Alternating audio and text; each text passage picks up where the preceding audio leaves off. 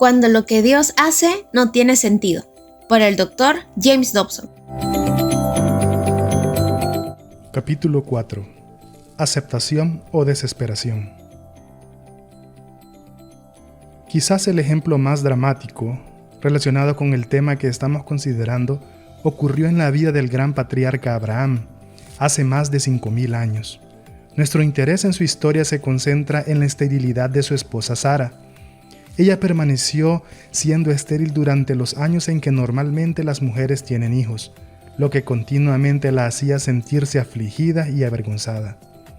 Pero cuando Abraham tenía 75 años de edad, comenzó a recibir las promesas de Dios acerca de que llegaría a ser el padre de una gran nación, y que en él serían benditas todas las naciones de la tierra.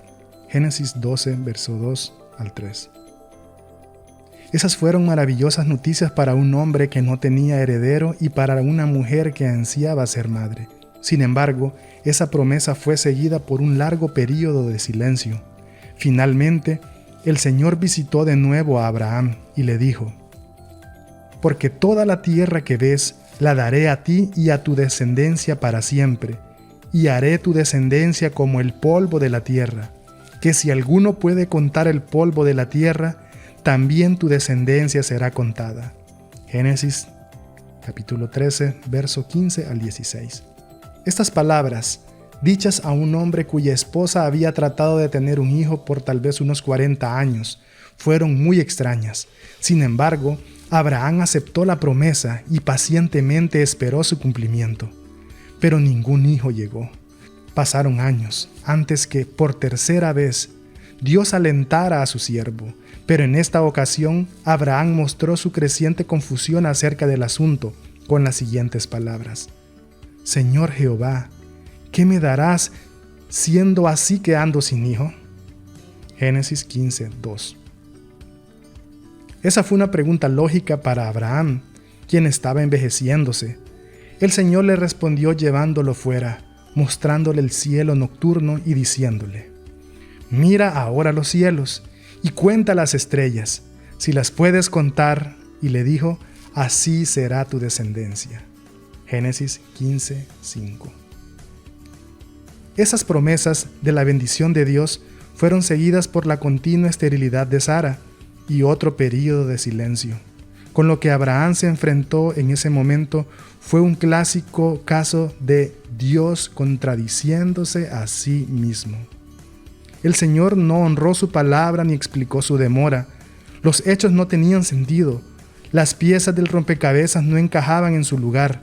Sara ya había entrado en el tiempo de la menopausia, lo cual definitivamente había puesto fin a sus esperanzas de llegar a ser madre. Para ese entonces, ella y su esposo eran muy viejos, y podemos imaginarnos que su pasión sexual había disminuido. A pesar de esos obstáculos que hacían cada vez más improbable que Sara tuviera un hijo, la Biblia nos dice que Abraham creyó a Jehová y le fue contado por justicia. Génesis 15:6. El resto del relato es una de las historias bíblicas más hermosas y conocidas. En realidad, Sara quedó embarazada cuando tenía 90 años de edad y Abraham tenía 100 años. Muy pronto les nació un hijo, al que le pusieron por nombre Isaac, que significa risa. ¡Qué momento de tanto gozo fue ese para ellos! Dios había realizado un poderoso milagro, tal y como lo había prometido, y le había dado un heredero a Abraham. Sin embargo, el drama no había terminado para estos nuevos padres, que a su vez eran muy viejos. Algunos años después, cuando Isaac ya era un joven, ocurrió uno de los acontecimientos más confusos de la historia bíblica. Dios le dijo a Abraham que sacrificara al hijo que había esperado por tantos años. ¡Qué orden más extraña y angustiosa! ¿Cómo podía comenzar a entender el anciano patriarca lo que el Señor estaba haciendo? ¿No era Isaac por medio del cual había de cumplirse las asombrosas promesas de Dios? Si Abraham tenía que sacrificar a Isaac, de quien habría de provenir millones de descendientes, muchos reyes, incluyendo al Mesías, una nación poderosa a través de la cual el mundo entero sería bendecido, posesión eterna de la tierra prometida, y un pacto eterno con Jehová, el cumplimiento de todas estas profecías dependían específicamente de Isaac, quien muy pronto tendría que morir. Pero esa era la manera en que las cosas se veían a través de los sentidos humanos. Pero la realidad era que las promesas dadas a Abraham no dependían de Isaac en absoluto. Dependían por completo de Dios. Él no puede ser encerrado por las limitaciones humanas, y Dios tenía todo bajo perfecto control. El plan de Dios, que habría de tener significado para toda la humanidad, estaba revelándose. El nacimiento milagroso de Isaac era simbólico de la venida de Jesucristo como un pequeño niño. La orden para sacrificar a Isaac en el altar señalaba al Cordero que fue inmolado desde el principio del mundo. Apocalipsis 13:8. Cuando Isaac llevó sobre sus espaldas la leña que sería utilizada para el fuego que habría de quemar su cuerpo, estaba profetizando el momento cuando 2000 años más tarde Jesús llevaría su propia cruz hasta el Calvario. Su disposición a ser sacrificado por su anciano padre fue simbólica del sometimiento del Mesías a su padre y a sus verdugos. Incluso, algunos teólogos creen que se suponía que el sacrificio de Isaac habría ocurrido en el mismo lugar de la crucifixión de Jesús. Todos los elementos de esta historia tuvieron un significado profético. Por supuesto, Abraham no comprendió nada acerca del plan de Dios. Teniendo en cuenta su confusión y lo que estaba en juego para él, es asombroso que este hombre fiel a Dios obedientemente habría llevado a cabo el sacrificio de Isaac si no hubiera intervenido un ángel. Uno de mis pasajes favoritos resume este acontecimiento desde la perspectiva de los tiempos del Nuevo Testamento. Casi 2000 años después, el apóstol Pablo describió a Abraham de la siguiente manera: y no se debilitó en la fe al considerar su cuerpo, que estaba ya como muerto, siendo de casi 100 años, o la esterilidad de la matriz de Sara. Tampoco dudó por incredulidad de la promesa de Dios, sino que se fortaleció en fe, dando gloria a Dios, plenamente convencido de que era también poderoso para hacer todo lo que había prometido, por lo cual también su fe le fue contada por justicia. Romanos 4, 19 al 22. En otras palabras, Abraham creyó a Dios, incluso cuando lo que le había dicho no tenía sentido. Los hechos decían claramente: es imposible que esto suceda. El Señor le había hecho vanas promesas durante 25 años y aún no había ninguna señal de que lo que había prometido fuese a ocurrir. Preguntas sin respuestas y contradicciones inquietantes se arremolinaban en su mente. No obstante, Abraham no dudó por incredulidad. ¿Por qué? Porque estaba convencido de que Dios podía trascender el razonamiento y la evidencia basada en los hechos. Por eso se le llama Padre de nuestra fe. Bueno, dejemos de hablar de Abraham y de su esposa Sara. ¿Qué podemos decir de usted y de mí y de los tiempos en que vivimos ahora? ¿Hay alguna lección para la humanidad en estos acontecimientos históricos? Por supuesto que sí. Llegará un momento en su vida en el cual los hechos le harán sentirse desesperado. Quizás ese momento ya haya llegado y Dios parece contradecirse a sí mismo y no hay ninguna explicación satisfactoria. No todas las personas experimentan la misma clase de confusión, pero nadie puede evitar hallarse en una crisis de cierta magnitud. La fe no permanece por mucho tiempo sin ser puesta a prueba. La pregunta es: ¿cómo nos enfrentaremos a la crisis cuando ésta llegue? ¿Nos desesperaremos y saldremos huyendo? ¿Nos tambalearemos sacudidos por la incredulidad? ¿Maldeciremos a Dios y nos moriremos, como la mujer de Job le sugirió a él que hiciera? Le pido a Dios que nos libre de hacer eso. Y yo creo que si nos preparamos para esa experiencia, podremos fortalecernos contra el ataque de que seremos objetos en ese momento. Hace poco, mi amigo Robert Vernon tuvo que enfrentarse a su propia versión de esa crisis universal. Bob fue asistente del jefe de la policía de la ciudad de Los Ángeles, donde sirvió por más de 37 años de una manera digna de reconocimiento. Cuando se acercaba al final del periodo de su cargo, lo presionaron injusta e ilegalmente para que renunciara, debido a sus conservadoras creencias cristianas. Después que los medios de comunicación fracasaron en muchos intentos por desprestigiarlo en el departamento de policía, Los críticos del jefe Vernon comenzaron a indagar en su vida privada, buscando algo con que pudieran avergonzarlo. Muy pronto lo encontraron. Alguien descubrió un cassette en el que estaba grabado un discurso que, hace 14 años, había pronunciado en su iglesia, a base de los comentarios que hizo acerca de la vida familiar, sacados de contexto y totalmente tergiversados. Presionaron una investigación del trabajo realizado por Vernon en el departamento de policía. Lo que hicieron fue una violación de sus derechos amparados bajo la primera enmienda de la Constitución de los Estados Unidos. ¿Desde cuándo se puede perseguir a una persona por expresar sus opiniones religiosas en su propia iglesia? Esa pregunta está siendo considerada ahora por los tribunales, pero también en estos existen evidencias de parcialidad. Por favor, quiero que comprenda que nunca hubo ninguna acusación de mala conducta en el cumplimiento de sus responsabilidades oficiales. Sin embargo, se llevó a cabo una investigación de gran alcance para ver si sus creencias religiosas habían afectado su trabajo. Finalmente, fue exonerado de todo mal comportamiento, pero su liderazgo quedó tan perjudicado por la investigación que tuvo que renunciar. Conozco personalmente al jefe Vernon y puedo decir con toda seguridad que lo hicieron abandonar su puesto simplemente por causa de su fe, a pesar de sus 37 años de servicio intachable. La experiencia que tuvo el jefe Vernon nos brinda la oportunidad de examinar un caso clásico de fe bajo fuego. Su situación tiene todas las características típicas: un acontecimiento muy inquietante, un elemento de injusticia. ¿Por qué tiene que sucederme esto a mí? Un Dios silencioso que pudo intervenir, pero no lo hizo, y un montón de preguntas sin respuestas. ¿Ha tenido usted esa clase de experiencia alguna vez? Hace poco le pedimos a Bob que hablara en un servicio de capilla para los empleados de Enfoque a la Familia, y él escogió hablar de sus propias dificultades. Creo que sus observaciones serán muy útiles para usted, especialmente si en este momento está teniendo sus propias pruebas. Lo que sigue es lo que este veterano de la policía dijo a los miembros de nuestro personal.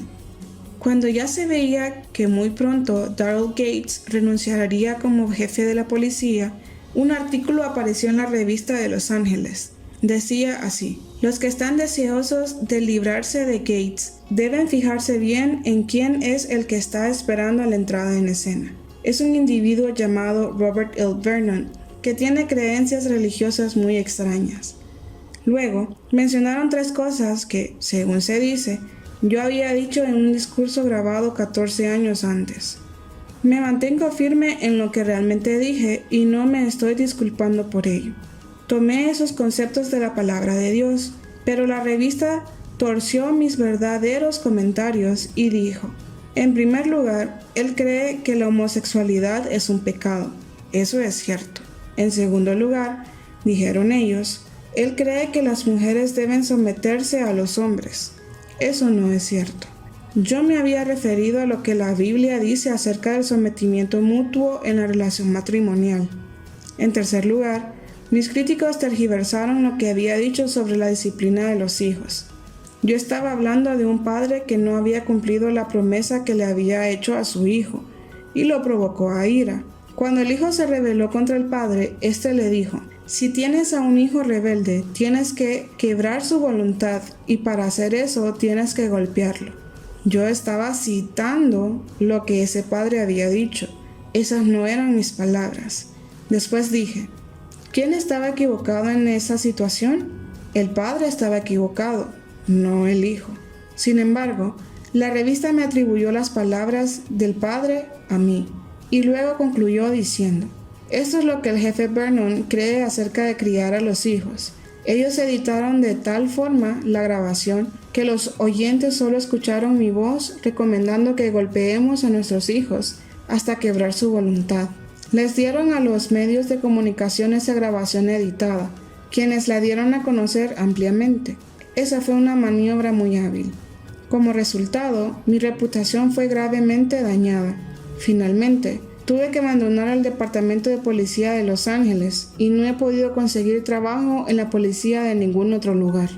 Recientemente, hice mi solicitud para un puesto en la parte norte de Denver, pero ni siquiera me llamaron para entrevistarme. Es que soy un chiflado religioso. Creo cosas raras. Ahora sé qué fue lo que Salomón quiso decir cuando dijo: más vale el buen nombre que las muchas riquezas. Incluso, tengo amigos cristianos que han escuchado en la radio la grabación y me han dicho: sabemos que lo negaste, Bob, pero nosotros te oímos decir que se debe golpear a los niños hasta quebrar su voluntad. Traté de explicarles, pero a veces es difícil hacer que las personas comprendan la verdad. Tengo que confesarles algo. No solo me deprimí por causa de esa situación, sino que también me enojé con Dios, y eso no estaba bien. Aproximadamente por ese tiempo, tuve una experiencia que me ayudó a aclarar algunas cosas en mi mente. Mi hijo y yo decidimos flotar por el río Colorado en una balsa. Eso fue un viaje dramático, puedo asegurárselos. Comenzamos el viaje con 18 amigos en un lugar llamado Lee's Ferry. Cuando empezamos a flotar para llevar a cabo el viaje, que duraría 8 días, alguien dijo: bueno, todos estamos comprometidos. Seguro que lo estábamos. Al llegar al tercer día, hubo algunos que estaban hartos del viaje, pero no podían hacer nada. No había ninguna manera de salir de aquel cañón, a no ser río abajo. Así obra el Señor cuando nos enfrentamos con un momento de dificultad. No debemos ponernos a pensar en cómo salir del aprieto. Simplemente permanezca firme en su compromiso y usted saldrá del problema a su debido tiempo. Había algunos lugares extremadamente turbulentos a lo largo del río. Por ejemplo, en Lavas Falls, la balsa descendió verticalmente 11 metros, por una distancia de más de 22 metros. Cuando nos acercábamos a un lugar como esos, el capitán de la balsa, llamado Robin, decía: este va a ser uno bueno. Lo que quería decir con eso era: todos vamos a quedar muertos. Finalmente, llegamos a Kermit Falls, lugar que, para nosotros, fue el más violento a todo lo largo del río. De repente, pareció que Robin había perdido control de la balsa, justamente cuando comenzábamos a descender por los rápidos. La balsa cambió de dirección y comenzó a ir de lado en el peor de los momentos. Por un instante, me sentí tentado a saltar fuera de la balsa. Realmente pensé que todos íbamos a morir. Entonces, escuché el estruendo del motor de la balsa trabajando al máximo. Me di cuenta de que Robin había cambiado la dirección de la balsa a propósito. Entonces vi una enorme roca que se había caído desde las paredes del Gran Cañón. Estaba sobresaliendo por encima del agua en medio del río. Por eso, Robin había desviado la balsa. Lo había hecho para que toda la fuerza del motor pudiera empujarnos alrededor de la peligrosa roca. Si yo hubiera saltado fuera de la balsa, me habría ahogado o podría haber sido aplastado contra la roca. A aquellos de ustedes que hoy en día están cayendo por la cascada, les digo que resistan la tentación a saltar fuera de la balsa. Dios sabe lo que está haciendo. Él tiene su balsa yendo de lado a lado por una razón. Aunque tal vez la reputación de usted haya sido arruinada, se sienta deprimido y esté preguntándose qué debe hacer. Si escucha con atención, podrá oír la voz de aquel que le dijo a David: confía en mí. Como resultado de mi experiencia en el río y de leer el Salmo 37, he aprendido a no inquietarme. Le he confesado mi enojo a Dios y le he dicho: tú sabes lo que estás haciendo. Aunque mi balsa parezca estar fuera de control, confiaré en ti. Me deleito en ti. He encomendado mi camino a ti. Ahora estoy descansando en mis circunstancias. Pero entonces tuve que aprender la más difícil de las lecciones. A medida que mi esposa y yo leíamos otros salmos, había una palabra que continuamente saltaba a la vista. Era la palabra esperar. No, Señor, no quiero esperar. Quiero que me ayudes ahora. Por favor, véngate de los que me han hecho daño.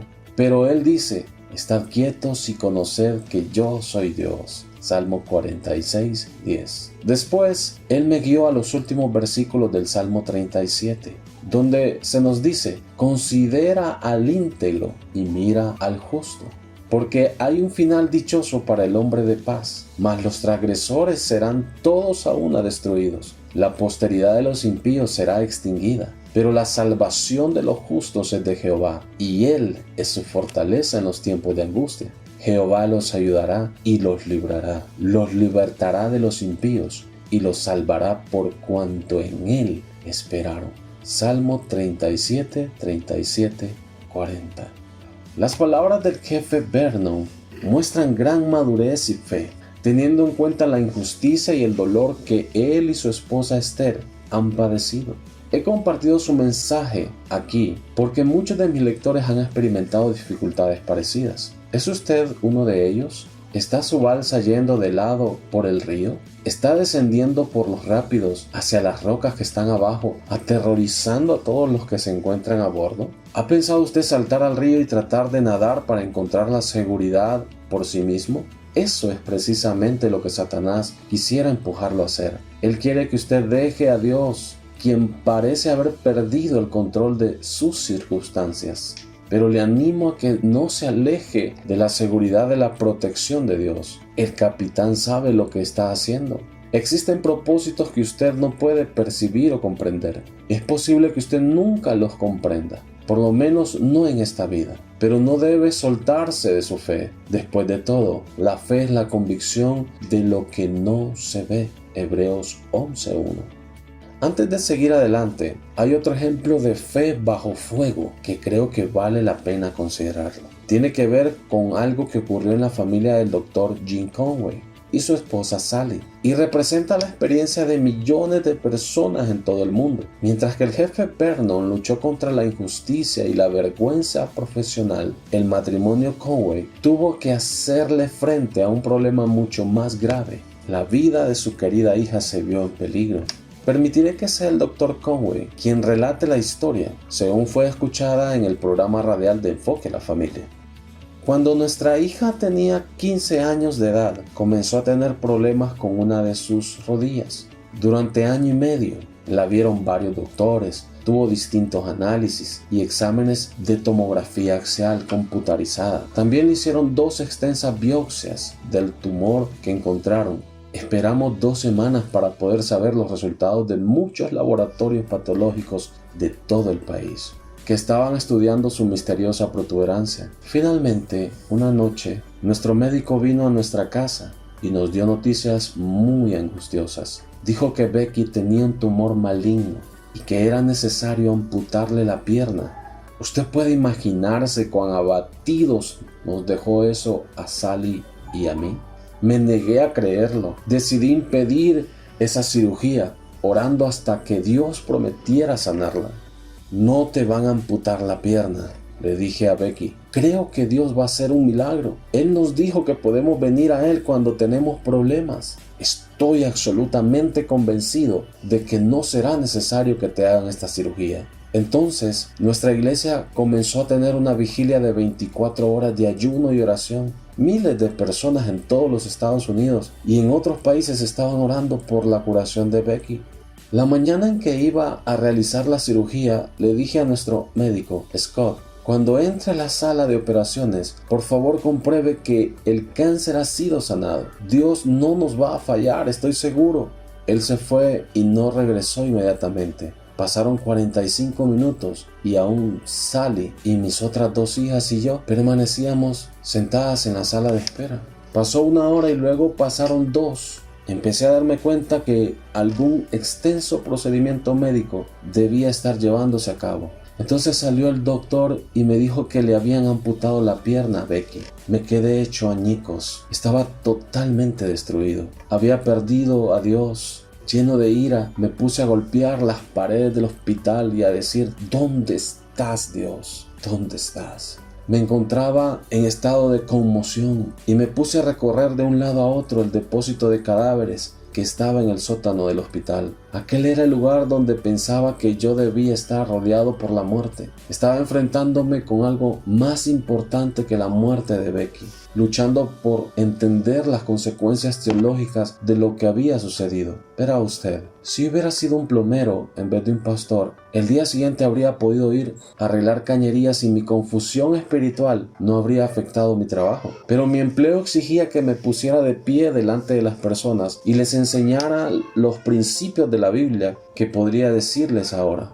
Si yo hubiera sido un pastor liberal que no creía que literalmente la Biblia era la verdad, habría podido sobrevivir haciendo la reseña de algún libro y hablando de asuntos sin importancia.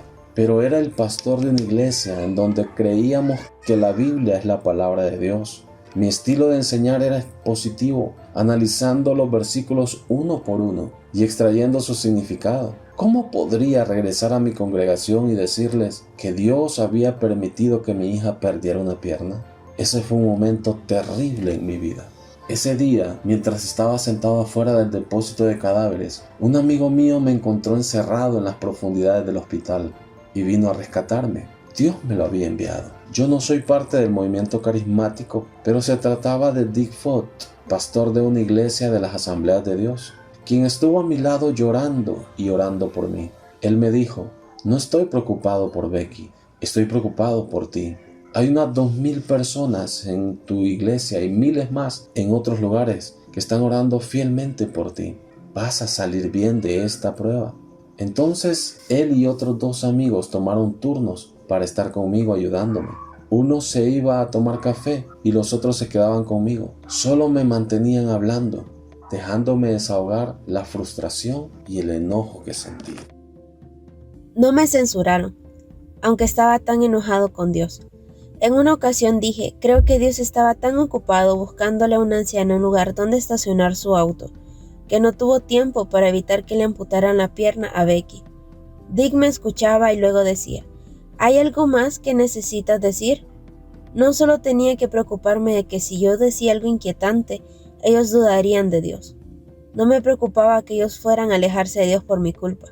No necesitaba reprimirme y decir, tengo que mantener la apariencia profesional, porque soy un predicador. Tengo que comportarme bien. Ellos me permitieron que le hiciera frente a mi dolor. Algunos creyentes no saben cómo reaccionar cuando una persona está experimentando esta clase terrible de depresión. Dicen, oraré por usted, lo cual significa realmente ya no estoy escuchando lo que usted dice. Esa puede ser una manera de ponerle fin a la responsabilidad de ayudar a alguien a llevar su carga. En realidad, cuando se trata de sobrellevar los unos las cargas de los otros, a veces los que no son creyentes lo hacen mejor que nosotros. Ellos saben que es importante desahogar el resentimiento y la ira, mientras que los cristianos pueden pensar que tienen que reprimirlos. La Biblia nos dice, claman los justos y Jehová oye, y los libra de todas sus angustias. Salmo 34:17. También, después me molestaba que las personas me dieran explicaciones implícitas y comentarios poco serios con el fin de animarme. Me irritaba el que citaran Romanos 8:28, todas las cosas cooperan para bien, sin haberse ganado el derecho de tratar de restarle importancia a mi dolor. Sentía deseos de decirle, hábleme de eso en otra ocasión. Hábleme cuando le hayan amputado una pierna a su hija de 16 años. Venga a verme cuando usted haya tenido una experiencia como esta, y entonces hablaremos otra vez. A veces los cristianos nos acostumbramos tanto al estilo de vida de tenemos que estar animados que nos volvemos unos farsantes. Durante esos días casi escuché a la gente decirme, no me diga esas cosas, ¿qué pasaría si lo oyera Dios? Como si Dios no supiera lo que yo estaba pasando y con lo que estaba luchando. Dios sabía lo que yo estaba experimentando y Él comprendía mi dolor. Mi amor por Becky tenía su origen en Él, así que ¿a quién trataría yo de engañar ocultando el dolor que sentía en mi alma? Me acuerdo de un hombre que vi en un restaurante, unos días después que Becky tuvo la cirugía. Estaba sentado a una mesa, y cuando pasé caminando por su lado, extendió la mano y me agarró por mi abrigo. Dijo, Jim, creo que Dios ha permitido que esto ocurriera porque ha traído un avivamiento en nuestra iglesia. Le dije, ¿y qué va a hacer Dios para traer otro avivamiento después de que este haya pasado? ¿Cortarle la otra pierna a Becky? ¿Y más tarde un brazo y luego el otro? No habría suficiente Becky para mantener avivada cualquier iglesia, si eso fuera necesario. Cuando uno comienza a buscar respuestas insignificantes como esas, se deshumaniza a las personas que sufren y se insulta a nuestro grandioso Dios, que ama a los oprimidos y los cuida. No podía encontrar una explicación del por qué Becky tuvo que perder su pierna, pero sabía que las respuestas que me habían dado no eran correctas. Probablemente lo más importante que aprendí durante todo este proceso es lo siguiente. Me di cuenta, por ejemplo, de que solo tenía dos opciones.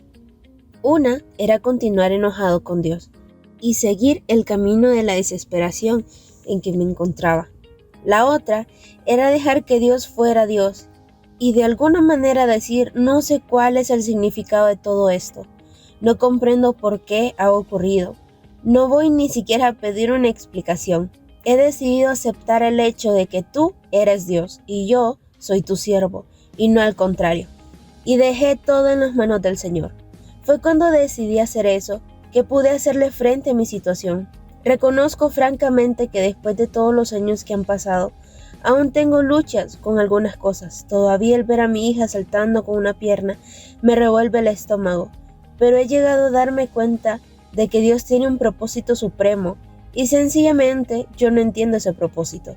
Estoy preparado a esperar hasta la eternidad, si fuera necesario, para recibir respuestas a mis preguntas. Como Job, ahora puedo decir: aunque Él me matare, en Él esperaré. Job 13:15. La desesperación o la aceptación de la soberanía de Dios. Esas son las alternativas. Permítame decirlo otra vez. Las alternativas son la desesperación o Dios. Ninguna otra opción.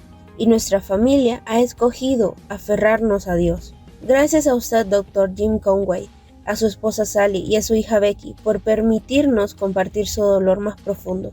Muy pocas veces hemos visto entre los cristianos tanta sinceridad y vulnerabilidad. Confío en que Dios continuará usando la experiencia de ustedes para fortalecer la fe de aquellos que simbólicamente están sentados en el depósito de cadáveres. Todo en lo que han creído y depositado su esperanza ha sido atacado por las fuerzas del mal. Se ha derrumbado el fundamento filosófico y teológico sobre el cual descansaba todo. Así que, ¿qué pueden hacer ahora? Solo hay una respuesta, y es la conclusión a la que llegó el Dr. Jim Conway en su momento de crisis. No exige explicaciones, no cuente con su habilidad para comprender, no se suelte de su fe, escoja confiar en Dios. Usando la voluntad que Él ha puesto dentro de usted, la única otra alternativa es la desesperación. Capítulo 5. Puede librarnos, y si no, ahora debemos apresurarnos a hacerle frente a una serie de preguntas, cuya relación con todo lo que hemos considerado hasta este momento es crítica. ¿Qué papel desempeña Dios en las situaciones que confunden y a veces desilusionan a sus seguidores?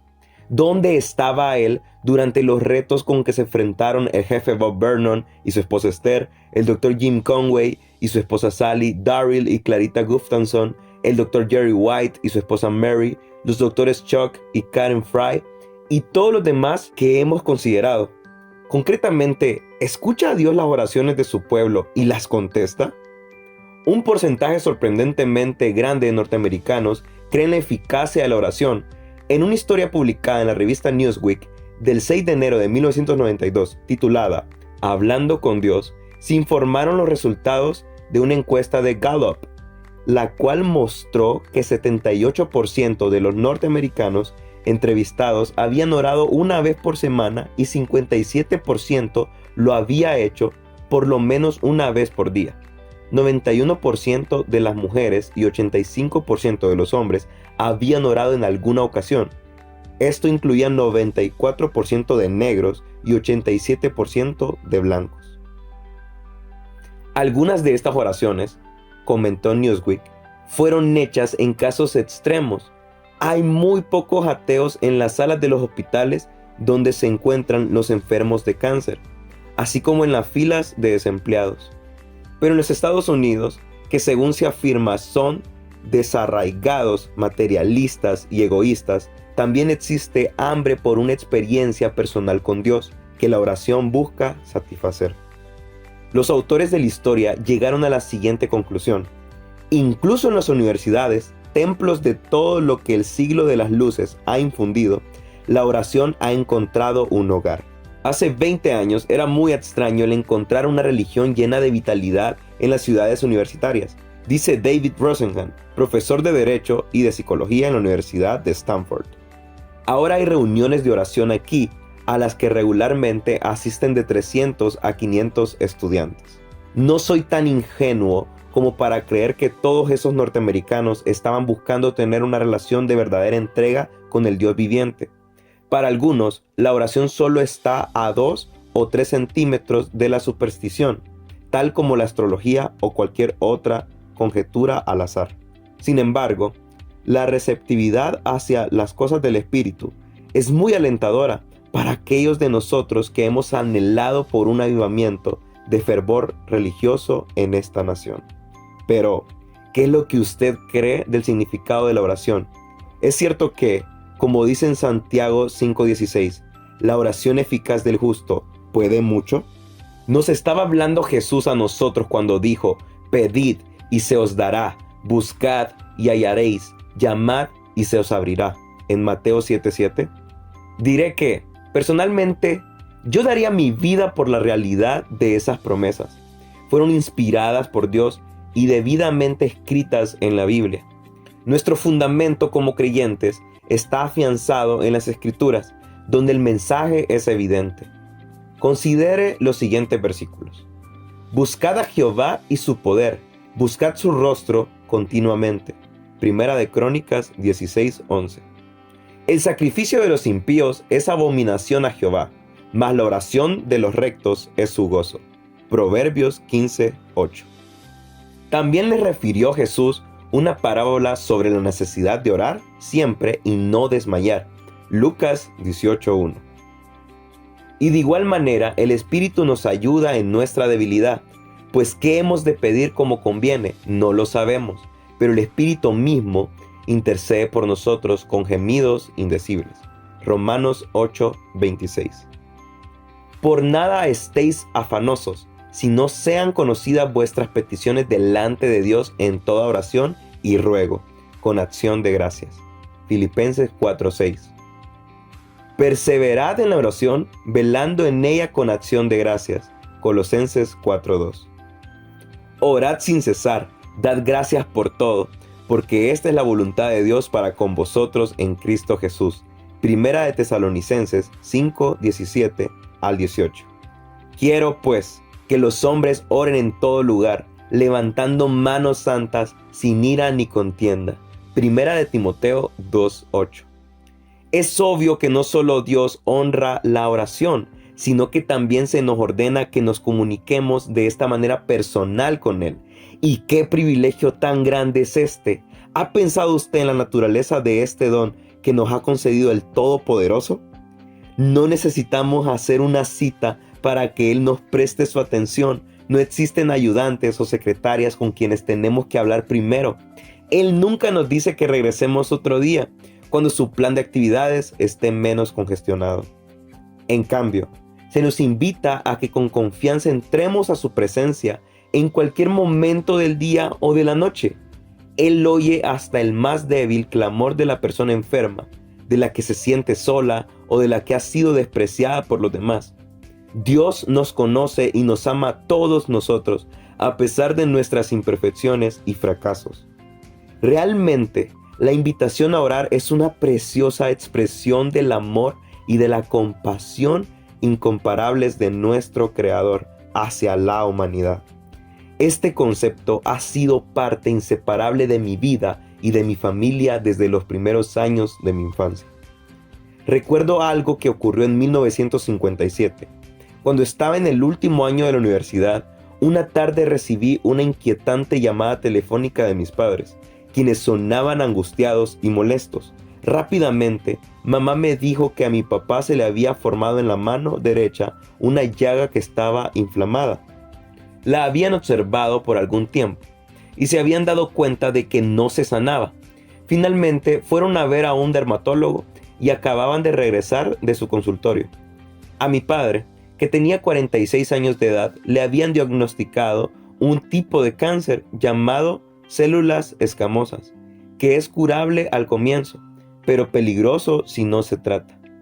El doctor parecía preocupado. Les había dicho que el examen microscópico de los tejidos había mostrado células muy maduras.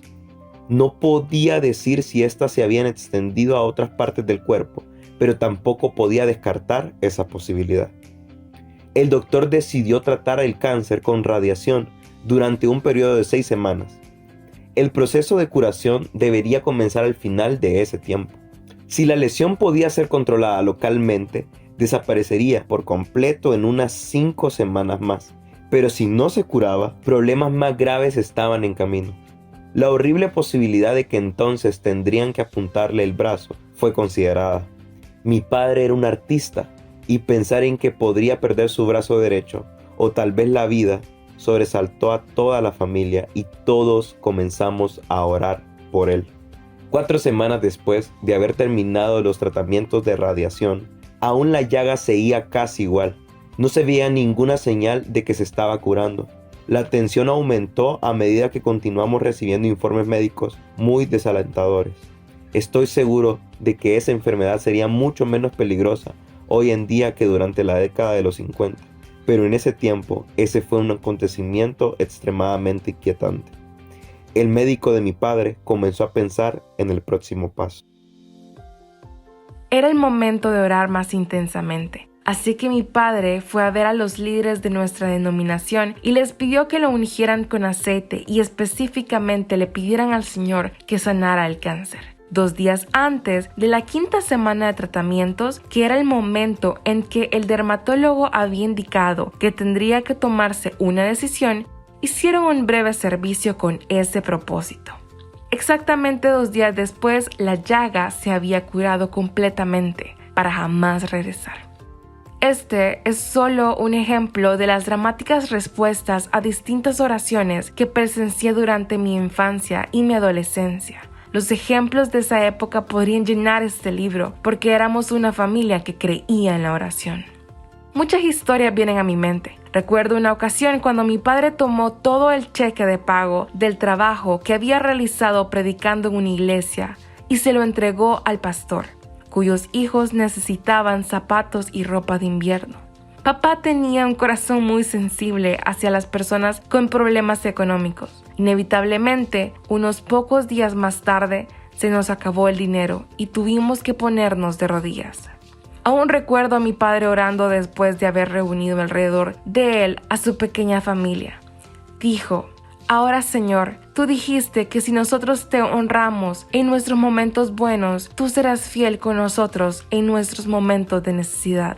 Y como sabes, no nos vendría mal un poco de tu ayuda para poder seguir adelante. Digo con toda sinceridad que al día siguiente de haber hecho esa oración, llegó en el correo un cheque de $1,200. Mi fe creció de una manera increíble durante esos años formativos porque vi cómo Dios respondía a una familia que dependía de él. Eso ocurrió cientos de veces. Mi esposa Shirley no creció en un hogar cristiano y sus experiencias fueron muy diferentes de las mías. Su padre era un alcohólico que abusaba de su familia y solo hablaba de Dios cuando maldecía. Aunque la madre de Shirley no era cristiana, era una mujer maravillosa que amaba a sus 2 hijos y se dio cuenta de que necesitaba ayuda para criarlos. Y desde que eran muy pequeños, comenzó a enviarles a una iglesia evangélica que estaba cerca de su casa. Allí, Shirley aprendió acerca de Jesús y de cómo orar. Esa pequeña niña, atrapada en las garras de la pobreza y la angustia causada por el alcoholismo de su padre, comenzó a hablar con el Señor acerca de su familia. Especialmente después que sus padres se divorciaron, le pidió a Dios que le concediera 2 peticiones. En primer lugar, oró por un padrastro cristiano que les amara y proveyera a las necesidades de ellos. En segundo lugar, Shirley deseaba tener algún día un hogar y una familia dedicada a Dios. Ella comenzó a pedirle a Dios que cuando llegara el momento de ella casarse, le diera un esposo cristiano.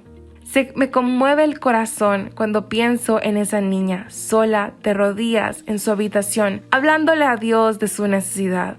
Yo me encontraba en algún lugar sin saber que ella existía, pero el Señor estaba preparándome para lo que ocurriría en el futuro. Cuando llegó el momento en que conocí a esta preciosa joven en la universidad, nadie tuvo que empujarme. Esta historia es un hermoso ejemplo de la eficacia de la oración. El gran Dios del universo, con toda su majestad y su poder, no estaba demasiado ocupado para oír la vocecita de una niña en necesidad. Él no solo nos juntó, sino que también envió a un hombre que nunca se había casado para que fuera el padrastro de Shirley. Hoy en día, sus padres son cristianos y están sirviendo al Señor en su comunidad. Por lo tanto, cuando Shirley y yo nos conocimos y nos enamoramos, trajimos una fe firme a nuestra relación. Desde esos días decidimos que Jesucristo tendría el lugar principal en nuestra vida. Recuerdo una ocasión en la que los dos nos encontrábamos sentados en mi viejo auto Mercury antes de casarnos y estábamos orando, dedicándole a Él nuestro futuro hogar. Le pedimos al Señor que nos guiara en nuestro camino y especialmente que bendijera a los hijos que Él quisiera prestarnos. Entonces le prometí a Shirley que pasaría el resto de mi vida tratando de proveerle de la clase de felicidad y seguridad que no había tenido cuando era niña. Esta fue la base sobre la cual edificamos nuestra pequeña familia. Ahora, después de más de 3 décadas que hemos pasado juntos, hemos visto la constante fidelidad de Dios manifestada en su respuesta a nuestras oraciones. No sé dónde estaríamos hoy si esta fuente de fortaleza y apoyo. En realidad, la más importante área del desarrollo y madurez en nuestro matrimonio ha sido la vida de oración de Shirley. Ella se ha convertido en lo que a veces llamamos una mujer de oración, porque se mantiene en constante comunión con el Señor. Es justo al tener en cuenta su fervor espiritual que haya sido nombrada directora del Día Nacional de la Oración. Ahora, permíteme meterme en aguas más profundas. Aunque cientos de versículos de la Biblia nos dicen que Dios escucha y contesta las oraciones, es importante que reconozcamos lo que la mayoría de nosotros ya ha observado, que Él no hace todas las cosas que le pedimos como nosotros quisiéramos. Podrían pasar años antes de que veamos el cumplimiento de su propósito. Hay otras ocasiones en las cuales Él nos dice no o espera. Y seamos sinceros, hay momentos cuando no nos dice ni una palabra. Como hemos indicado, muchos creyentes se sienten confundidos y heridos en esos casos y su fe comienza a tambalearse. Esta desilusión fue el tema de una novela clásica escrita por Somerset Maugham, titulada Of Human Bandage. El personaje principal era un joven que tenía un pie deforme que había detestado su deformidad desde que era muy pequeño. Cuando descubrió el cristianismo, pensó que había encontrado una manera rápida para librarse de sus problemas. Comenzó a pedirle a Dios que le sanara su pie y lo hiciera normal. A medida comenzó a darse cuenta de que su repetida petición no le sería concedida, pensó que su fe no tenía ningún valor y perdió interés en Dios. Me pregunto cuántas veces se ha repetido esta triste historia drama a través de los siglos. Todos los que ya hace bastante tiempo que son cristianos han tenido la experiencia de orar por algo que Dios parece no concederles. Por ejemplo, regresemos a la historia del cáncer de la piel de mi padre. Aunque fue sanado de su enfermedad, en la actualidad tanto él como mi madre están con el Señor. Nuestras oraciones sobre otras enfermedades que tuvieron después no impidieron que partieran de este mundo cuando el Señor les llamó a través de la línea divisoria entre la vida y la muerte. Si esto le inquieta a usted, recuerde que Lázaro, a quien Jesús levantó milagrosamente de los muertos, volvió a morir después. Todas las personas a las que Jesús sanó finalmente murieron. Se dice que el tiempo cura todas las heridas.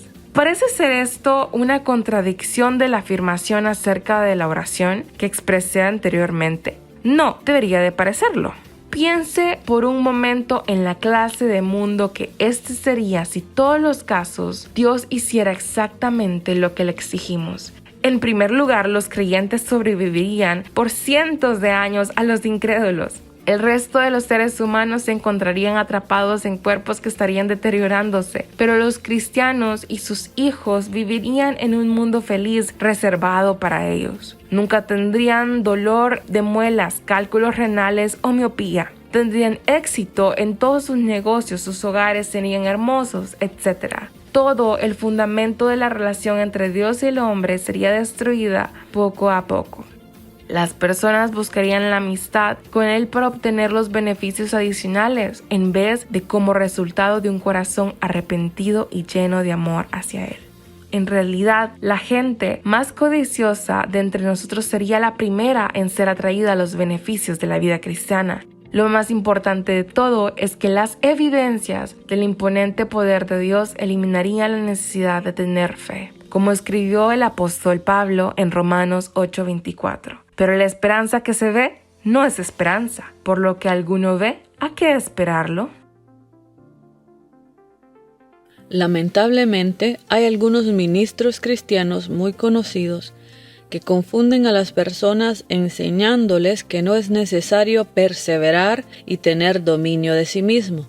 ¿Por qué debemos practicar la resistencia cuando la salud y la riqueza están disponibles para cualquiera? Con solo hacer los ruidos apropiados podemos hacer uso de su poder para llevar una vida libre de problemas. Ellos convertirán al rey del universo en un mago servil o un recadero con mucho poder, que está inevitablemente obligado a satisfacer los caprichos y deseos de nosotros los simples mortales. Esa es una peligrosa tergiversación de las enseñanzas de la Biblia, que tiene consecuencias de gran alcance para los que carecen de conocimientos. Hace poco escuché a un predicador en la radio quien dijo: si usted tiene una necesidad, será satisfecha en el momento que la pida al Señor que le ayude. En el mismo momento en que comience a orar, ya se ha realizado. Dios resolverá ese problema, ya sea de enfermedad, desempleo, necesidad de dinero, no importa lo que sea. Si usted tiene fe, no hay ninguna duda de que Dios lo resolverá. Es cierto que a menudo el Señor interviene dramáticamente en las vidas de aquellos que tienen dificultades. La Biblia no podría ser más clara en cuanto a esta verdad, pero Él es el que decide cómo va a responder. Nadie tiene derecho de tomar esa decisión por Él. Después de escuchar a ese ministro en la radio hacer esa declaración generalizada, fui directamente a mi oficina en Enfoque a la Familia para asistir a una reunión devocional de miembros del personal. Allí compartí lo que había escuchado y uno de mis colegas dijo: «Qué lástima que mi padre no sabe eso». Su padre, ya anciano, sufrió un debilitante ataque de apoplejía y ahora tiene que permanecer sentado en una silla de ruedas, parcialmente paralizado. Este buen hombre, quien es un pastor jubilado que entregó su vida al servicio cristiano, está atravesando por momentos muy difíciles. Se pasa la mayor parte del día mirando por una ventana a una cancha de golf, en la cual jamás volverá a caminar. Es injusto el decirle a personas que están sufriendo de una manera como esa, que se encuentran enfermas porque les falta la fe para estar como nuevas. El verano pasado, cuando visité el Reino Unido, fui testigo de otro ejemplo de esta tergiversación. Había ido allí para escribir los primeros capítulos de este libro y estaba sumamente enredado en los difíciles asuntos que estamos considerando.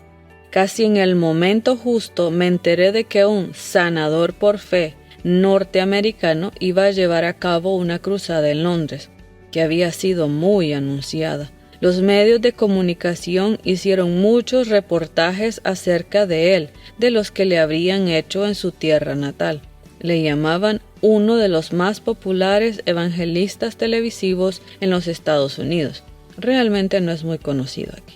Evidentemente, la prensa británica estaba convencido de que era un farsante que venía a estafar a los ingenuos en el nombre del Señor. Eso es, en realidad, lo que parecía. No voy a juzgar los motivos de este evangelista televisivo, porque no lo conozco personalmente. Quizás él cree que está realizando la obra del Señor, pero hubo aspectos de su cruzada llevada a cabo en Londres que eran inquietantes. Su anuncio publicado en los periódicos populares sensacionalistas mostraba un par de anteojos oscuros, como los que usan los ciegos, que tenían una grieta.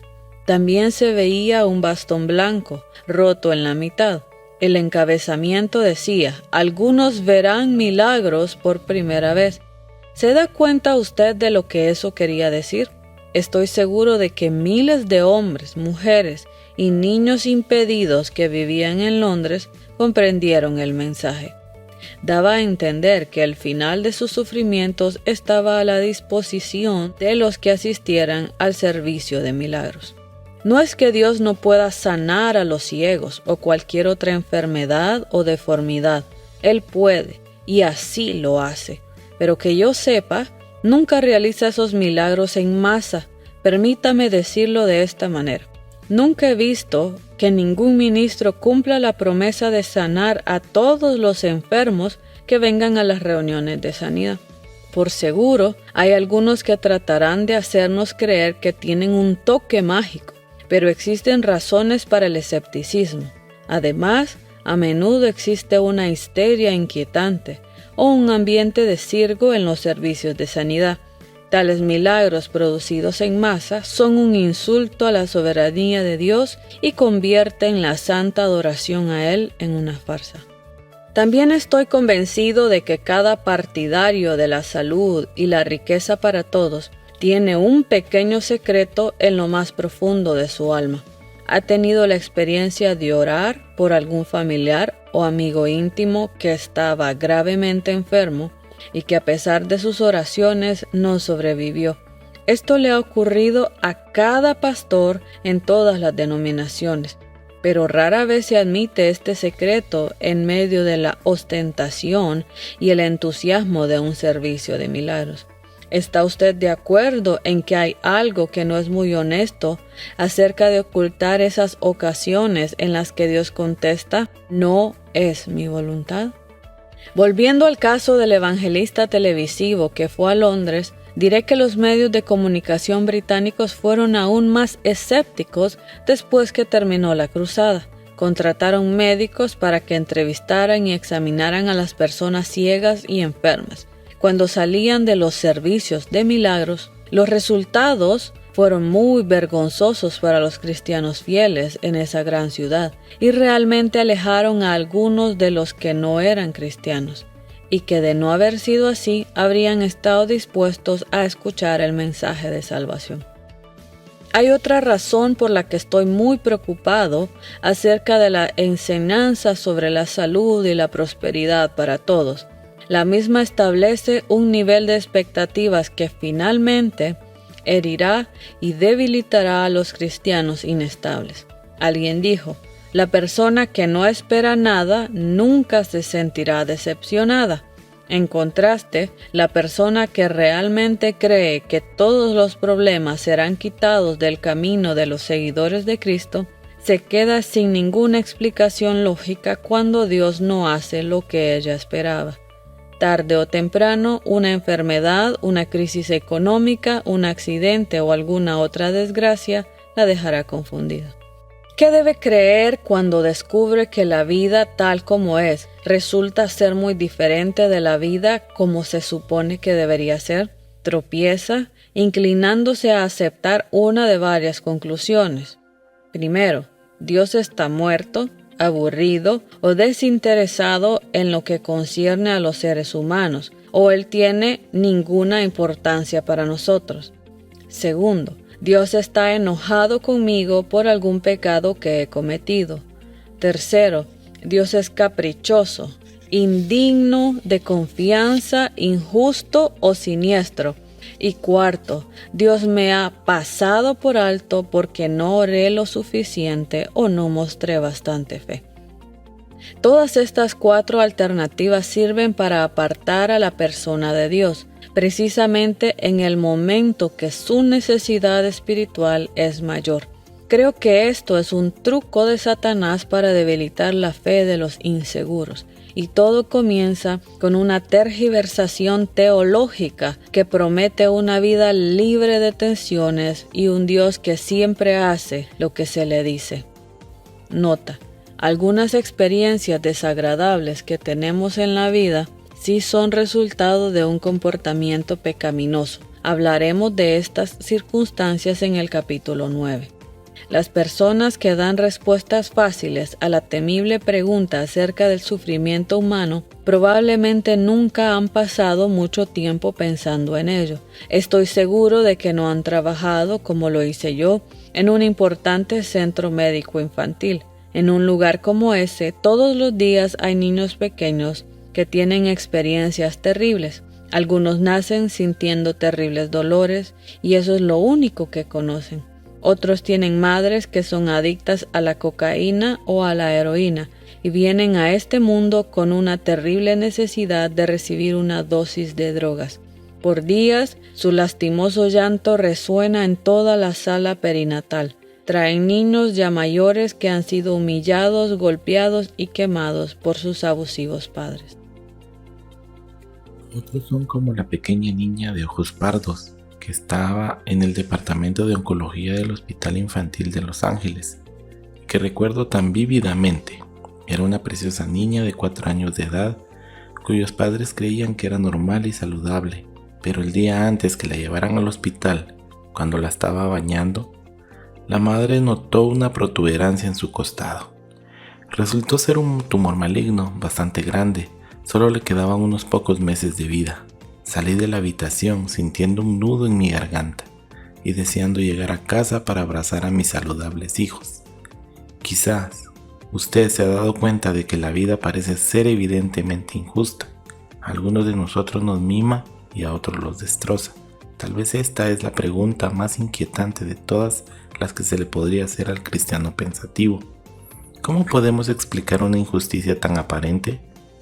¿Cómo puede ser que un Dios infinitamente justo y amoroso permita que algunas personas experimenten toda una vida de tragedias, mientras que otras parecen disfrutar de toda buena dádiva y de todo don perfecto? Santiago 1:17.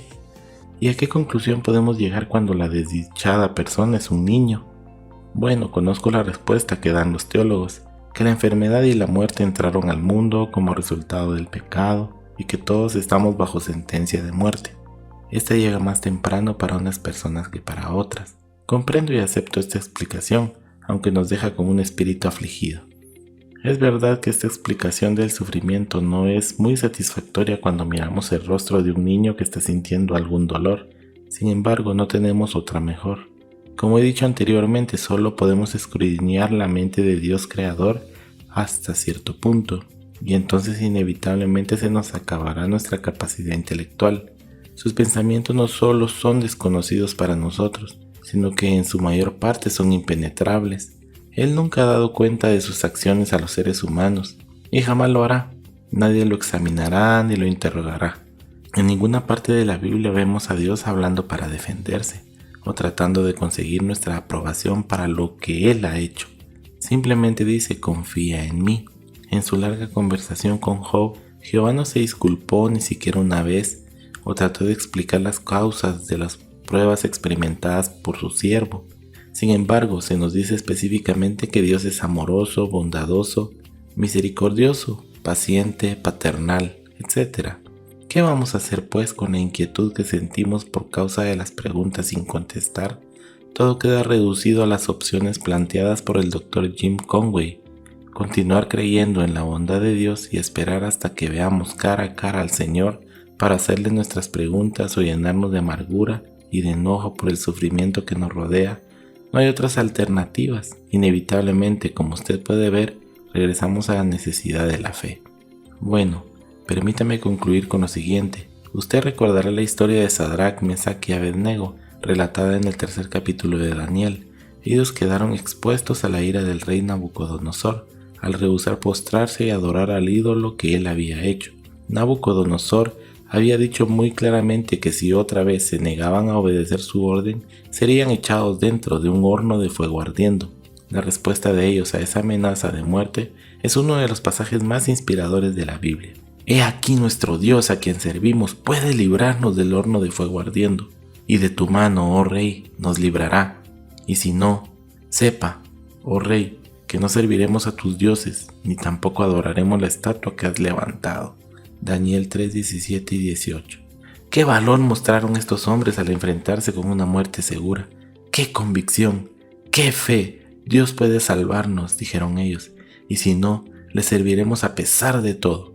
Eso es lo que Job quiso decir cuando dijo, aunque él me matare, en él esperaré. Job 13:15. Es lo mismo que Pablo quiso decir cuando dijo, haya pues en vosotros este sentir que hubo también en Cristo Jesús. Filipenses 2:5. En el versículo 8 Pablo describe cuál es ese sentir. Se humilló a sí mismo, haciéndose obediente hasta la muerte, y muerte de cruz. Esa entrega total a la voluntad del Señor es lo que Él quiere de su pueblo, incluso cuando las circunstancias parecen arremolinarse fuera de control. Él puede rescatarnos, pero si no, para el lector, a quien le han diagnosticado una enfermedad mortal, o el padre o la madre cuyo hijo está en peligro, o la viuda que se encara con la vida sola, quiero decir unas últimas palabras de estímulo. ¿Recuerda usted cuando Nabucodonosor miró dentro del horno de fuego ardiendo, vio 4 hombres en vez de 3 y el cuarto tenía el aspecto del Hijo de Dios? Es reconfortante observar que solamente Sadrac, Mesac y Abednego salieron del fuego y que el otro hombre, quien creemos que era el Cristo, permaneció ahí para protegernos a usted y a mí cuando experimentamos nuestras ardientes pruebas.